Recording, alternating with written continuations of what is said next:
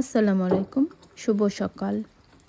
আচ্ছা বলুন তো, যদি সকালটা শুরু হয় পিঠা দিয়ে কেমন হয়? আজকে সকালটা পিঠা দিয়েই শুরু করছি। চিতই পিঠা, সাথে থাকছে দুধ চিতই। দেখতে থাকুন কি হচ্ছে। দেশে থাকলে তো মায়ের হাতের পিঠা খেতাম, কি করার, দেশে তো আর নেই। তাই নিজে হাতেই তৈরি করছি চিতই পিঠা, দুধ চিতই। আরও থাকছে অনেক কিছু।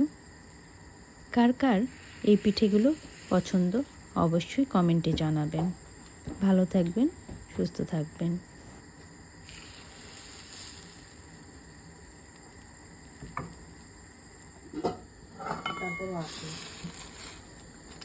আলহামদুলিল্লাহ।